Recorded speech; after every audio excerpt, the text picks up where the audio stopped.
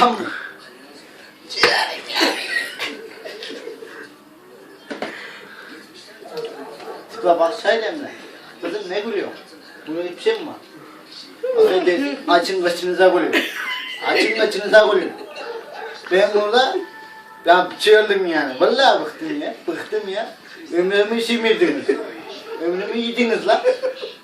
Ben hiç yapmayı sevmiyorum. Ne demek kardeşim?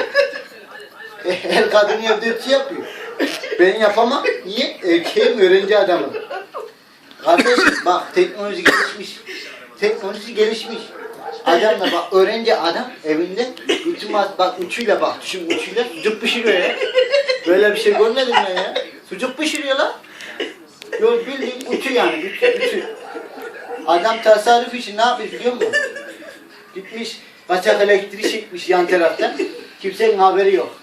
Sabah adamla cesedini buldular. Kardeşim kaçak elektrik tehlikeli. Sabah yanar bak evin yanar manar sonra cesedini toplarlar. Kendini morgda vurursun. Söyleyeyim ben sana. Vallahi bak. Eline helalıyor, kıraplıyor arkadaş. Gittiğim ben. Bak muzları görüyorsun değil mi? Muzları görüyorsun. Bu muzları var ya en ucuzunu almışlar. En ucuzunu almışlar. Kenarlarını da kesmişler fark edersin bak. Fark edersin kesmişler. Usam mı yani? Ben onu mu söyleyeyim? Usam mı? Arkadaş mandalinaya bak. Soyup da getirmişler. Özelliğe bak ya. Soyup da getirmişler. Benim elim yok mu kardeşim? Ben soyamıyor muyum? Küfür eder gibi. Sen soyma ben soyarım demiş yani. Öyle. Kardeş beni psikopata bağlamayın ya. Bugün de sinirsiz geçsin lan. Her gün 15 kişiyle kafa atıyorum o kafa. Oğlum bak benim amcamın oğulları mermiye kafa atıyor kafa. Daha söyleyeyim mi sana? Gelsin de çeksinler abi bu ne ya? Öğrenci adamız burada ya. Ayıp ya, ayıp denen bir şey var. Şuna bak, hepsini yemişler, bazısını yemişler.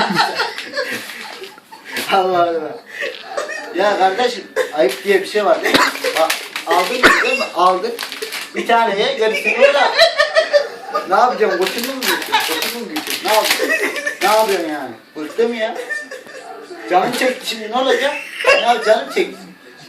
Al arkadaş bunu at gitsin ya. Bak kardeş şurada bırakmışlar. Bak bunu bırakmıyor, onu bırakmıyor. Niye bırakmıyor? Ne arasında ne fark? Bu çilekli o kakao. Ben kakao seviyorum, çilek sevmiyorum. Ne olacak? Kardeşim